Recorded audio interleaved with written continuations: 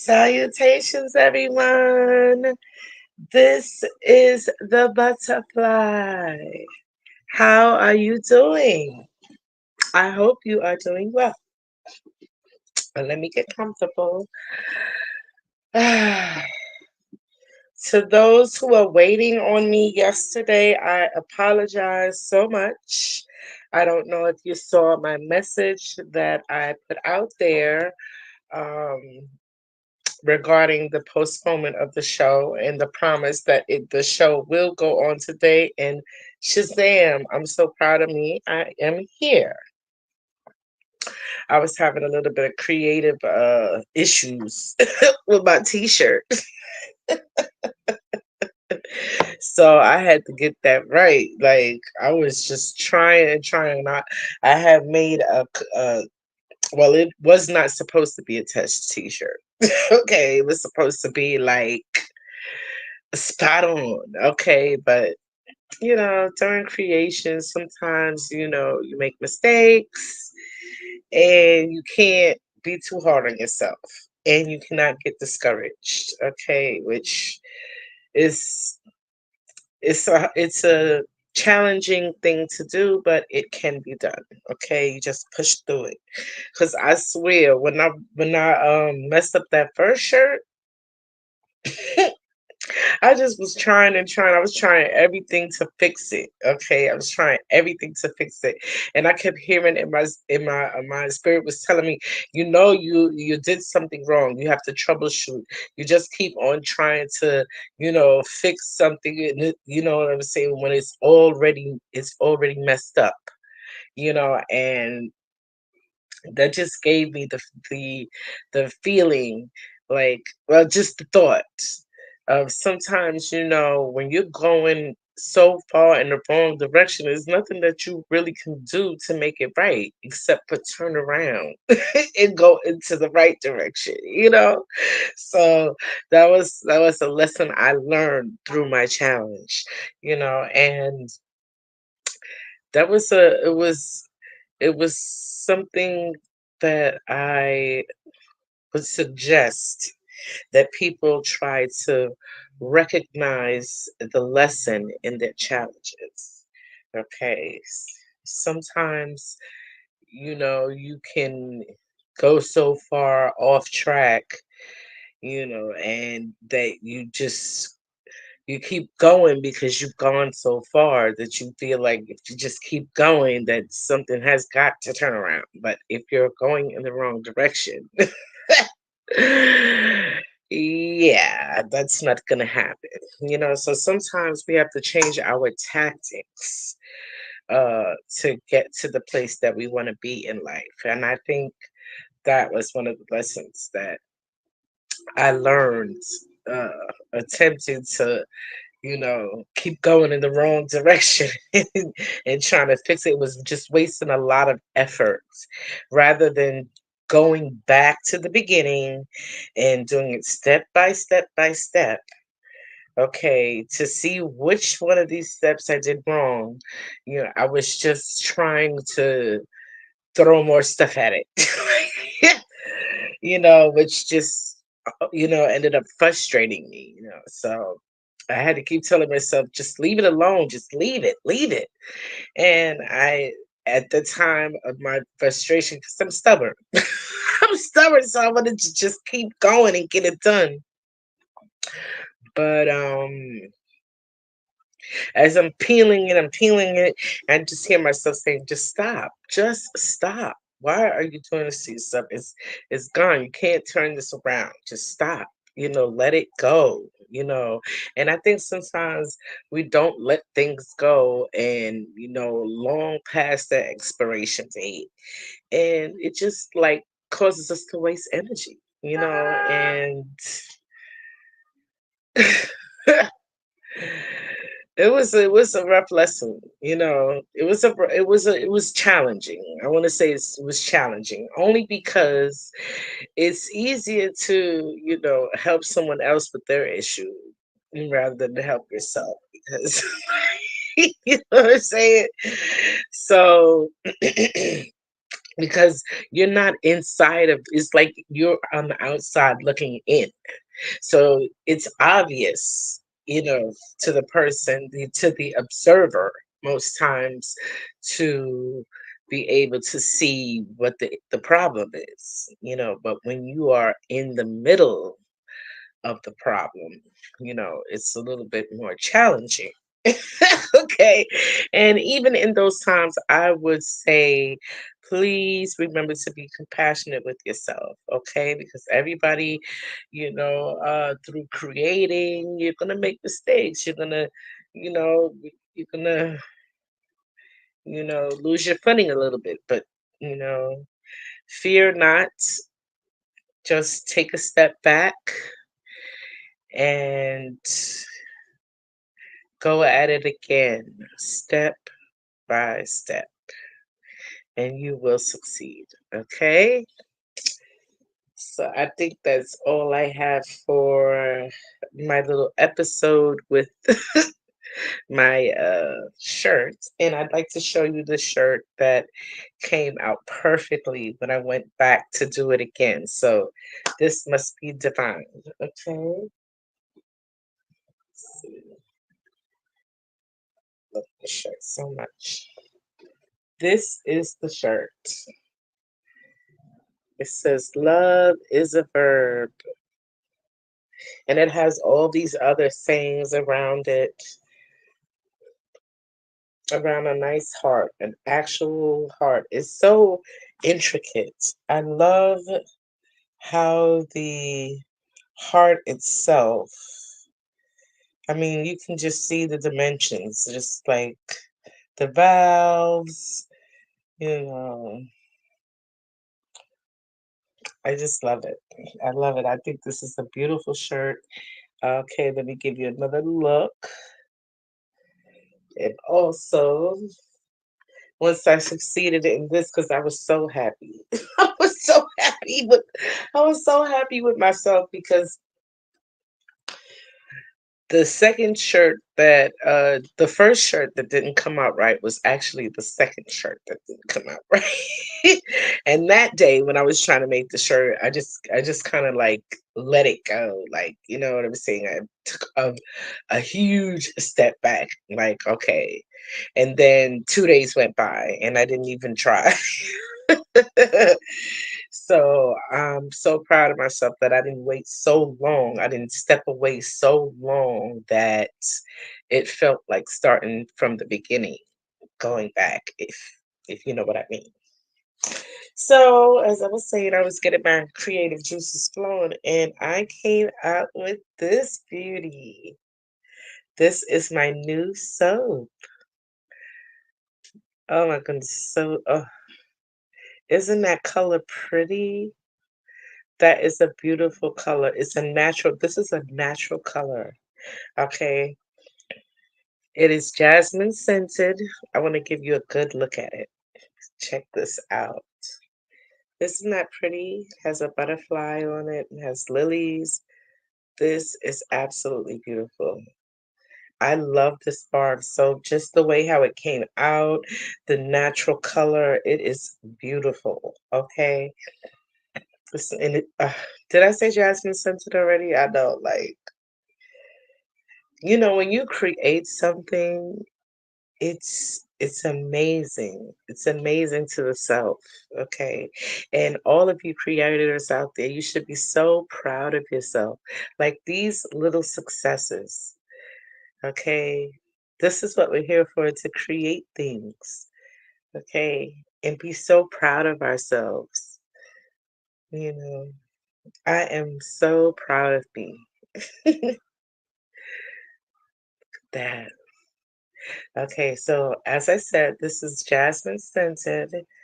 And here it comes. What kind of soap this is? This is carrot, ginger, goat's milk, aloe vera soap. Okay, all natural ingredients. Okay, of course, I use lye, for the sponification process, but there's essentially no water used, like regular water. I used the water from the aloe vera plant solely in goat's milk. Okay. Mm, it smells good. I love the feeling of the bar. It hasn't cured all the way yet because I just made it last night. Okay, and of course it has CBD in it. This has about 15, I want to say 15 to 20 milligrams of CBD in this bar. Beautiful. I just love the way it came out. I really do. I love the way it came out. Just so excited. Okay. So if you want this or any of the products that I have,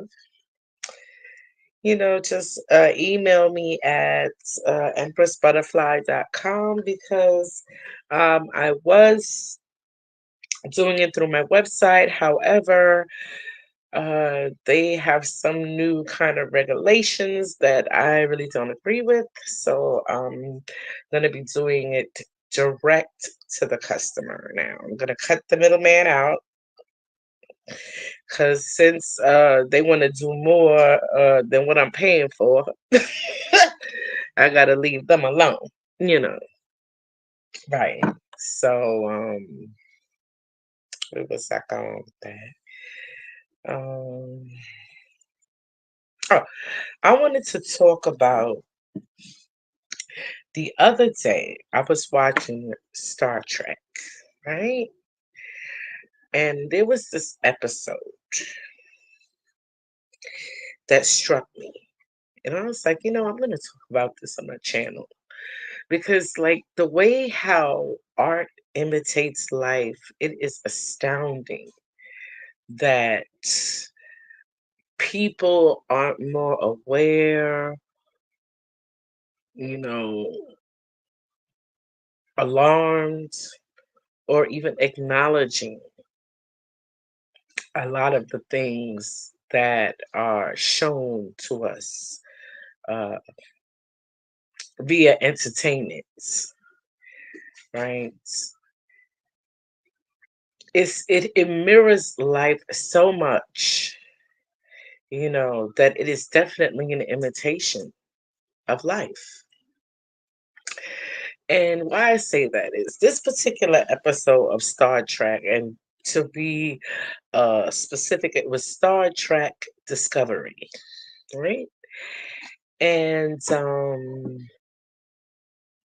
it was this episode where they had to the whole premise of this last season of Star Trek Discovery. I'm going to try to give you a synopsis so that I can hopefully that you can grasp what I'm trying to say here. So there's this technology that has been created by what the Star Trek people call the progenitors, right? So there's this technology that has been left by the progenitors, and they have left 5 clues um, spread all over the galaxy. Not just the world, the galaxy, like different places in the galaxy, um, in order to find this technology. And the reason for this is because it's very powerful, and in the wrong hands, it could be extremely dangerous. Okay. So far, like, I hope you're following me, right? So, in the wrong hands, it could be extremely dangerous, right? And it's almost like it's giving King Arthur this sort of truth, pulling out the sword, like only a certain person could pull the sword from the stone, and only certain people can wield the axe of Thor, and this situation. If you know, you know. It's giving that kind of vibe to me, right? So, of course, one of the captains from Starship Enterprise, well, it's called Starship Discovery. I'm sorry. She's on this quest to find all of these items to lead her to the tech of the progenitors. because she's gonna be like sort of like a guardian, to decide what to do with it. You know what I mean? To keep a keeper, if you will. Right. So there's also like this couple that's it's a human lady and like this reptilian sort of uh being that's called the Cree or the Dree or something like that. I can't remember the name or whatever, but it's a reptilian like race, and they fell in love. They ran off together. It was giving Romeo and Juliet kind of, you know what I'm saying? It was giving that. So they wanted this power that the progenitors left so that they could position themselves to stop being on the run and be so powerful that no one would dare attempt to uh, come against them or try to capture them or whatever. Okay, so let me try to speed it up because I feel like I'm talking slow, but I need to really get it out there. I don't know who I'm rushing for, so it is what it is. It's my channel. If I'm taking too long for you, bye. Bye bye. Okay, I love you. Bye bye.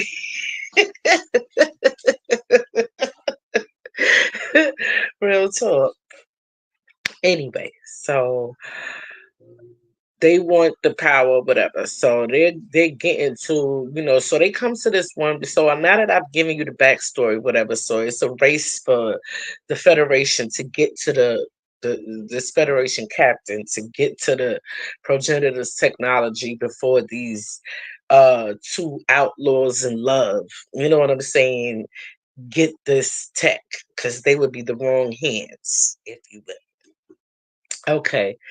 So, what struck me, well, a couple of things struck me about uh this episode, but I'm gonna get into it. So when they go to find this one of the clues in this certain planet that was like a Earth-like planet, right? But this Earth-like planet suffered from like thunderstorms, sandstorms, or what have you, and they were deadly. Basically, the sandstorms were deadly. Of course, as you know, they would inhale it, this, that, and the third, or whatever. And it could, it was even causing death. So it turns out that one of these progenitors had visited these planets. So these progenitors, turns out they're scientists. Okay. But you know how people do. You know how we do. We start calling people gods and yada yada. You know what I'm saying? And you know, then here we go. Holy Wars, all right? You know what I'm saying? So they find this tech that was left by one of these progenitors. It was actually created by one of these progenitors that it was shaped like a mountain. Okay, so it was hidden in a mountain. It was shaped in the mountain like a mountain, and the control panel was like in this big boulder. It was like in this rock. It looked like a big boulder, like, and no human would have really attempt to move this thing because it was so big. The boulder that the control panel was in, and of course, it's a mountain, so like nobody's gonna try to move the mountain or whatever. But it turns out inside the mountain was like a tower.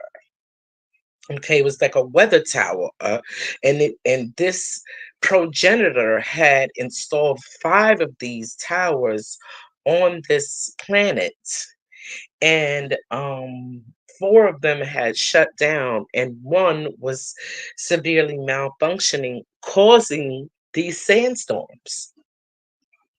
Right, so uh, the people that lived there on this planet, they had no idea about the Federation. They had no idea they were spaceships. They had no idea there was like other species, out there, whatever. They had no idea. Okay.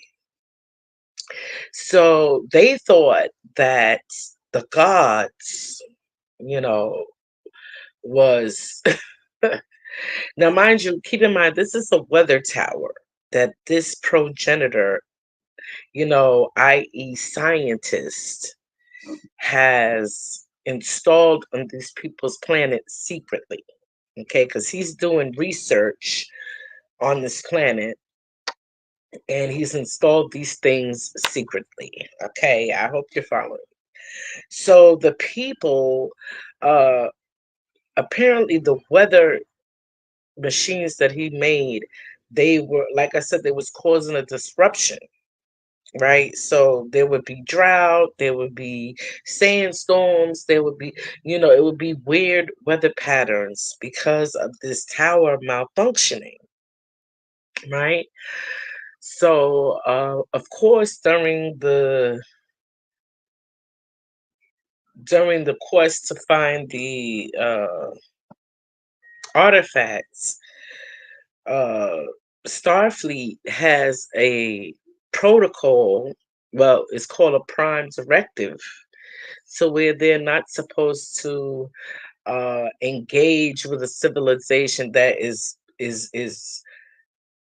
more primitive than them, i.e., has never seen a spaceship, doesn't even know it exists, doesn't know about the different planets, galaxies, species, different planets, Earth-like planets. They don't know anything about any of all of those things, right? They're not supposed to interact, okay, because it would change their development. Something about changing their development, right? So these people had a practice where if they wanted it to rain, they would do this special race, the gods, to please the gods. They would do the special race to whereby they would go into the tower. They would race and go into the. Now, only one man knew about this. One man knew that it was some sort of machine, but he felt like the gods left it there. Okay, so he's like the chief, the king, if you will. Okay, the leader, the David Koresh of the group. Okay, if you will, right? So they have this tradition where, well, this religion whereby they do a race, right? They take some substance that dehydrates them so they become very thirsty, and they have like bowls of water along the way, right? And whoever makes it to the tower without drinking water, okay, they will go to meet the gods, who will then uh reward them meaning the town, with rain. I don't want to laugh because it was a time when I was there. It's like when you see this girl, the daughter of the leader, who wants to go on this race because she wants to help the town bring rain, so that she wants to help please the gods and bring rain to help her people, you know, to kind of quiet down these sandstorms that have become a problem, unbeknownst to them, because this tower that this progenitor left um is malfunctioning, and it is causing all kind of weather problems on their planet, but they have no idea. Yeah. So the daughter wants to race to, but the father knows that they're not going to meet any god. Well, I'm just not sure about his part yet, but I just feel like he does think that they're the gods because of the technology, but his understanding is so, he has no understanding. It's very, very childlike, you understand, in regards to the sacrificing for the rain. You know what I'm saying? So he knows that this is going to happen, that whoever wins essentially kind of loses. You know what I'm saying? Because they don't come back. right? Yeah, they may get rain, but they don't come back, right? So he's sad. He's trying to, talk her out of it, and she is just so. I'm trying to figure out the word because the look on her face, it was just like, oh man. It's like I just went back to a time where I could feel that look on my face. You know what I'm saying? I was just like, oh, wow. You know what I'm saying? Wow, because like her father had taught her this way. You know what I'm saying? And I'm sure maybe people before, the father came to power, if you will, felt the same way. So it was like I had to show compassion for her and myself at the same time because it's like, damn, we was just so fooled, by this thing, So basically, they had to blend in. The captain and one of the crew had to blend in. So one of the crew won the race along with the daughter, right? So they end up being uh, locked in this room to where the machine after the father locks them in the room by this valve in the floor, the machine would start to cycle up and it would close. It would kind of like suck the air out of the room, and then it would rain. I don't know. I'm not really sure how that works, because I didn't make the machine. I didn't make the machine, but I was like, uh, so basically, the captain had to break protocol and materialize in front of him, like, look, my friend is in there. You need to get, this is a machine. It's not no mountain. It's not, there's no gods.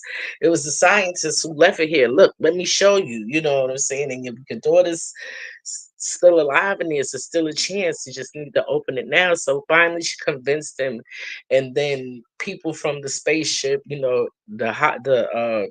the sick bay came and healed the daughter, got the daughter back to restoration um with their medical technology, and came and healed her and whatever, and he was like astounded. He was shocked. He just didn't know what to do, what to think. And then uh at the realization that all of that shit was for nothing, that they've been sacrificing people for nothing.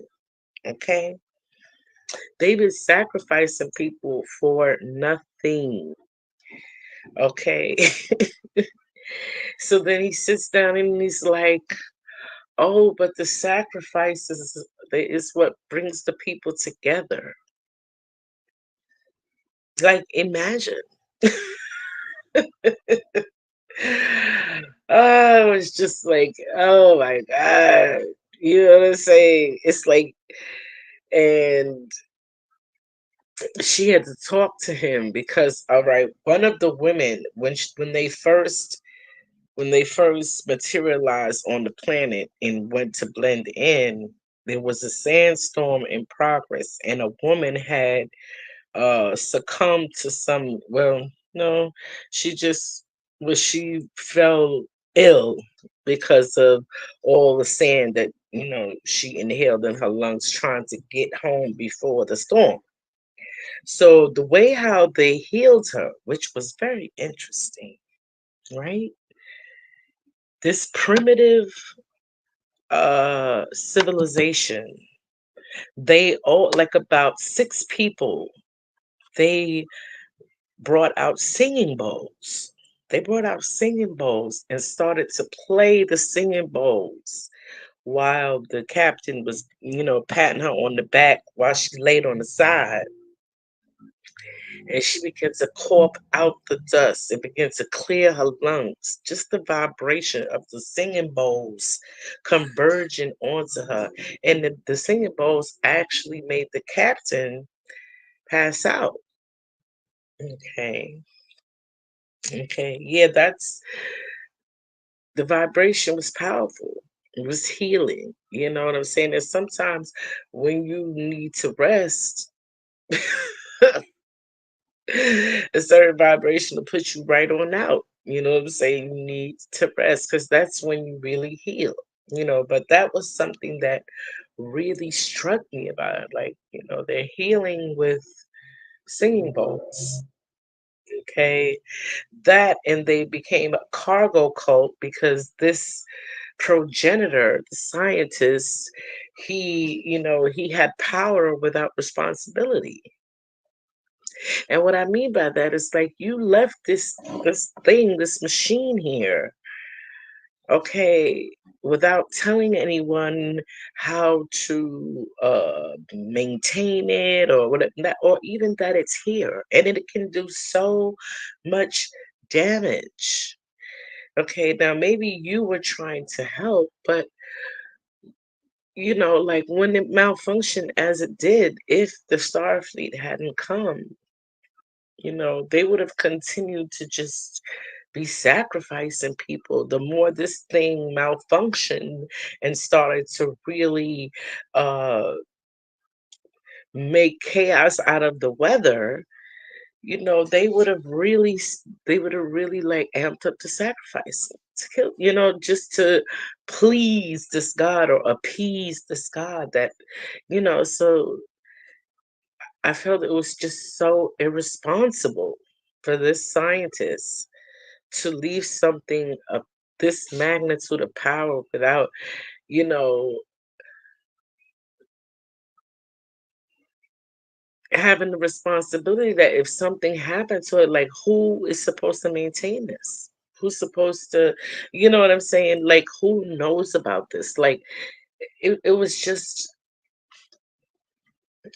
so irresponsible. You know what I'm saying? And so it brings me to like when I watch certain podcasts and they talk about how intelligent these species are other than human species, because yes, it's about to get real. It's about to get real. They talk about us having another moon coming into our atmosphere and it's going to be here for 2 months, but that's a mothership. So yeah, you're gonna have to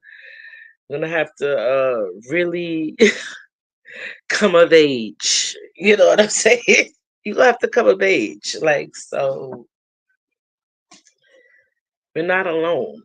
We're not alone. We're not the only humanoid species out there. And we're going to come of age. And I feel like we are definitely ready. There's a,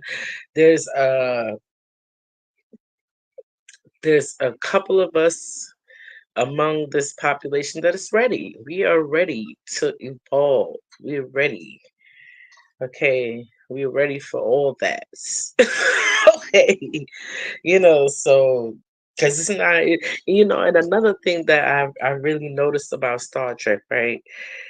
It's like it's not about black, it's not about white. I mean, because we've got different species falling in love. Like, okay, like on the Starship Discovery, like the I don't know what's his rank, but his name is Saru. I don't even know what he is. He looks like an insect or something.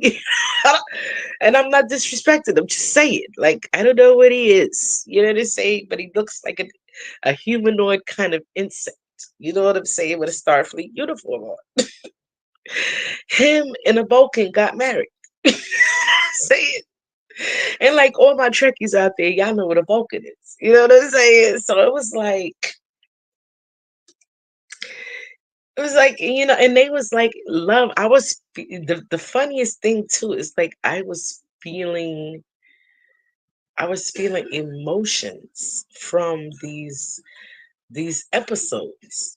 I was feeling genuine emotions, like when the human girl and the reptilian guy were like crazy in love or whatever.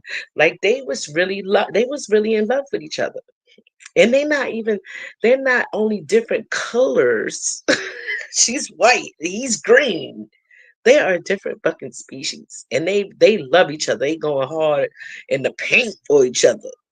Okay, and two different species getting married, and like the love that they express on camera, even though I know it's scripted, whatever. I'm just like, it's so weird that it feels real what they're doing. Like, it feels real. You know, when you see two people interacting, like you, well, at least me as an empath, I can read the feelings. I can read them energetically. Read. So I'm like, why, if this shit is scripted entertainment, why am I feeling it like it's real? You know. And then I heard in my head, the universe doesn't know when you're joking. It just knows what you say, or you know what I'm saying, or how you're feeling, the vibration that you're sending out. You know what I'm saying? I mean, the universe does have a sense of humor. Don't get me wrong. That's not what I'm saying. But when I say the universe doesn't know when you're joking, you know what I'm saying? So I know I'm really in tune now. I'm so in tune that I'm catching the vibration. And what I mean by that is like when someone says something negative about themselves, but they say it in jest. You know what I'm saying? When they say, "Oh, I'm so ugly." You know, say we or someone says to you, "Oh, that's so nice," say, "I love your hair," or so and so. You're like, I told young lady, I was like, "Your hair is so beautiful. I love your hair." She's like, "Oh, I hate it. It's a mess. It's this, it's that." The universe was like, the universe doesn't know that. I mean, she said it kind of like in joke, but because there's a grain of truth in every joke, like the universe is like, "Oh, that's how you feel about yourself." So I hope I'm explaining it right. You know what I'm saying? I am explaining it right, but I hope you understand me. I hope you're getting it. I really do. I hope you're getting it because I just was getting so many messages from it, and I just like, what the hell? It was like, you know, it's just like I was right when I was saying that you guys are not involved yet because I could even when I'm watching it, I don't see like, ew, oh my God, she's white and she's dating a reptilian. Oh my God, ew. I didn't even know what he is, and oh, he's getting married to a Vulcan. I was not having any visceral feelings about that. I was focused on the vibration that I was getting from it. And I was like, wow, it's crazy. It's like they're not even thinking about race. They're not thinking about that. They're not thinking about race.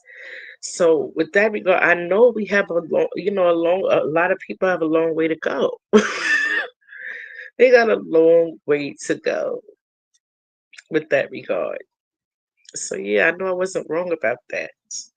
And I wasn't wrong about, you know, being open and not in going off the vibration people showing you. You know what I'm saying? When people are being kind to you or whatsoever, you don't know that they're wolves. You don't know that. You know what I'm saying? Because they wear that sheep so good. So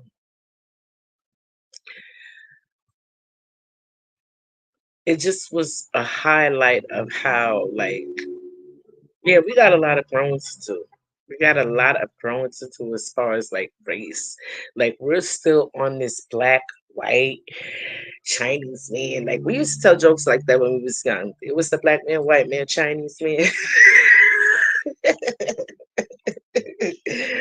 We ain't had no Spanish jokes. No, we just had it was a black man, white man, Chinese man. I ain't telling y'all none of those jokes right now, but yeah, we still on that. You know what I'm saying? And in Star Trek, they not only like dating interracially, they dating interspecies. Like, and it's not, it's nothing weird about it, or nobody's making them feel less than about it. You know what I'm saying? It's just like they understand, okay, this is who I am. I have no control over it. But how I behave, yeah, I got a lot of control over it. I just love the way how they're kind of like they love open-heartedly, but they're so intelligent. They're so intelligent, but they still have like a childlike quality about them. And I really love that. I love that. I'm like, they're so smart. They're so smart, but they can be fierce, okay? And then they can be gentle, okay? And then I feel like it's the childlike portion of them, you know, that doesn't put barriers in front of themselves, that believe that anything is possible, even if, they haven't experienced it. And even if no one else believes, they support each other. They support each other in at least trying. And I'm just like, yeah, I am so ready to get there. I'm so ready to get there as a society, you know. And we're well balanced. We're well balanced and just not, I don't know, just giving our power away. Giving our power away and not really critically thinking. You I thought that was, I thought there was a lot there. Okay. I thought there was definitely a lot there. Okay. And I'm going to pull some cards. I'm going to pull some cards. I'm going to do a little spread.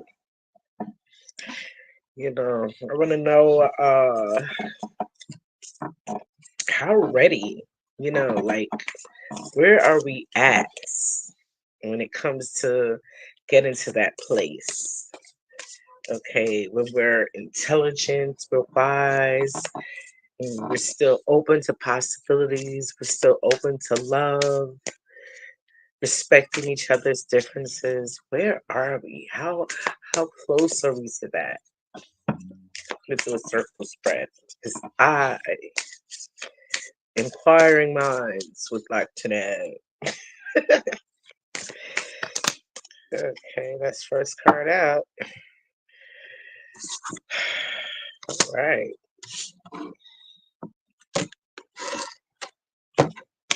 First card out is Eight of Pentacles. Eight of Pentacles. So we're mastering it. We're working on our craft. We're working on it. Okay, we are working on it. Let me see the challenges. Challenges. Yeah, we're trying to get wealth. Okay, we're trying to get comfort. Right, we're trying to get back to tradition. You know what I'm saying? We can be comfortable. We're trying to get back to that. That's a challenge. We're working on that. Okay, what's going to come through this process?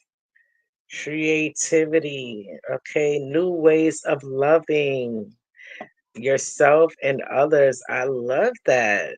Okay, I love that. Okay, what is our environment like right now? Queen of Swords. Okay, that's serious. Get to the point. Get to the truth. We ain't got time to play. All right. This is how the world is. The world wants the truth. You know what I'm saying? The world is looking at this thing from a bird's eye view. You know what I'm saying? And want you to come forward. Come to justice. Because we're not playing no more. We're not mincing words no more. All right. We're not sugarcoating these words no more.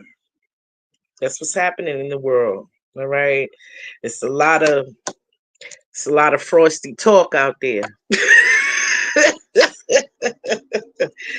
Let me see what the universe advice is. Mm, it's a lot of energy coming. It's like a quickening happening. All right. It's a lot of energy that we have to contend with. All right. Eights. Ooh, two eights. We started with an eight too. Mm, that's something. And what is our practical advice on how to bring all this big money into manifestation?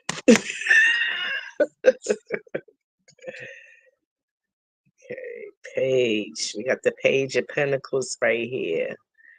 Okay, right. The page of pentacles. You gotta study. You gotta study your craft. Messages about that money.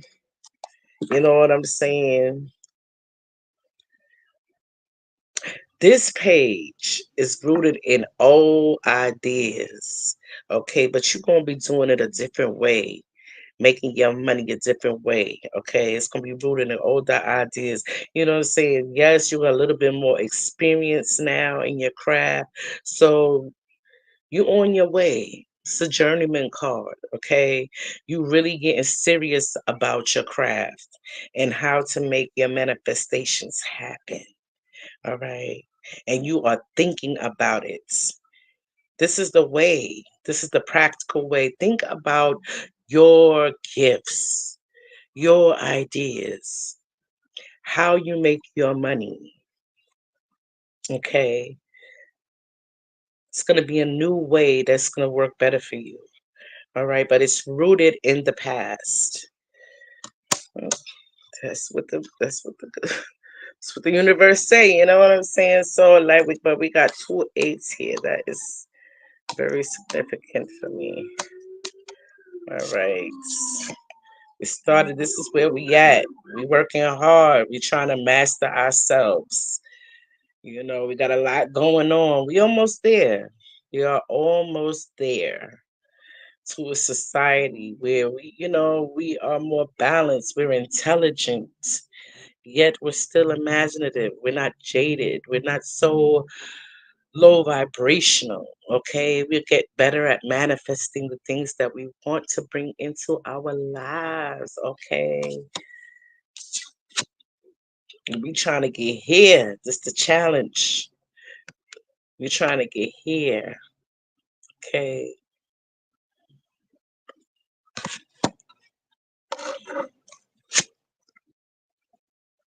get over that challenge. We're gonna have a creativity that is fresh. It is new. And it is wonderful. I mean, at first you might worry that you don't know what's going on with your emotions, but just trust the process. Trust the process. Okay. Fill your cup brand new with beautiful love, emotions, relationships. Fill that cup up brand new. This is what you're gonna get. Right. When you succeed, when you're comfortable, when you have financial security. This is financial security. You're healthy, you're abundant, you're relaxed, you're comfortable, you're safe, you're secure. I mean, this is what all of us want. This is a challenge right now in this economy. It is a challenge. I know it. Okay. But this is where we're at. This is where we're at. We are abundant. We are abundant. So we're almost there. We did a lot of work with regards to being a better society. Okay, being a better society. We're doing a lot of work. And the gift will be new relationships, new ways of loving, creativity abounding, because that's what we are. We're creators. So we're going to be creating out the wazoo. Okay. Just look at me. Look at myself. Look at myself. I'm so proud of myself. you know? because the environment is like this. There's a lot of communication out there. All right. And it don't seem to have no heart in it. It don't seem to have no heart in it. Okay. Just trying to look for the truth and get to it. You know what I'm saying? And stay open to it. But ready to cut them liars down. Okay. And cut out of your life what doesn't serve you anymore.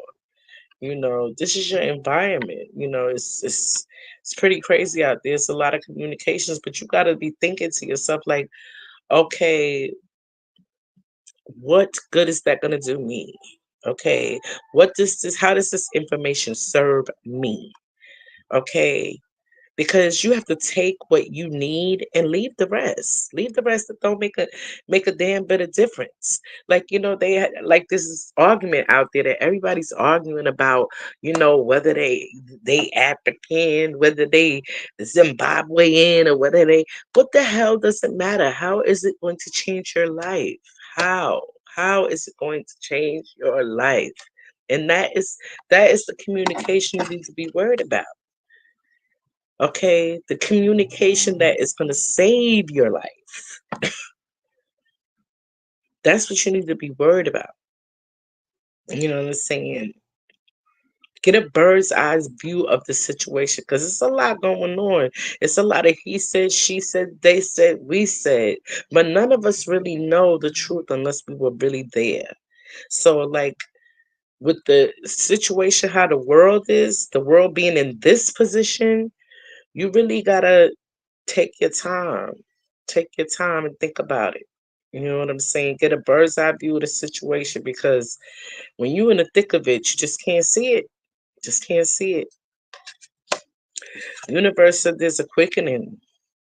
There's a lot of information. I mean, there's a lot of energy out there being directed towards you. Okay, a lot of energy being directed towards you. This is a quickening. This is like a listen, grab your seat. Okay, because a lot of stuff is about to happen. This is traveling. This is fire. This is a lot of energy. You know what I'm saying? Being directed in one area. So, and I feel like that's at us. It's a lot of energy being directed at us, both negative and positive. Okay, so you got to really maintain your balance. You really got to maintain your balance. And I know it's hard out there and everything, but practically, you just have to really keep doing your craft. Keep doing your crafts. Okay, because something that you've been doing in the past to make your money. It could be an idea, it could be a project. Okay, you're going to do something with this project. You're going to revamp it. You're going to renew it. It's like a grand reopening. Okay, or new messages about financial systems. Okay, new messages about financial system, new ways of doing commerce, new ways of healing. All right, that is all in here. And I think the universe is saying that we are creative and you're more abundant than you think. Okay, I'm gonna just leave it there. All right, let's leave it there. So again, I want to show you my soap. I freaking love this thing. I'm like, it's jasmine scented. I know I must have said that like 10 times, and I don't care. I'm saying like my granddaughter used to say, I be care, I be care. I freaking love this. He's so cute. It's so cute. And my don't forget my shirt. Love is a verb. Okay, because it is. Love is a verb. All right. And I'm going to be showing that shirt as a part of my self love series because self love is important. Okay. And so I think that's all I want to say about that. Thank you so much, Spirit. I think that was a great message. Okay, and I hope it helps. And I would like to ask you to please hit the like button, please share, and leave me a comment so I know you was here. I forget I'm supposed to be saying that. When you're a one man band, you know what I'm saying? That's how you got to give it up when you're a one man band. I hope the time that I took to tell my little tale wasn't too excruciating, you know? But I've seen a couple of shows, a couple of art that I feel is solely imitating life, and it just needs to be talked about, especially in these times, when we are in an information war. And it is important to stay grounded and seeking truth, seeking truth and having critical thinking. Okay, so with that being said, I'm going to leave it there. I want to thank you for being here when you can be anywhere else. The butterfly loves you. Namaste.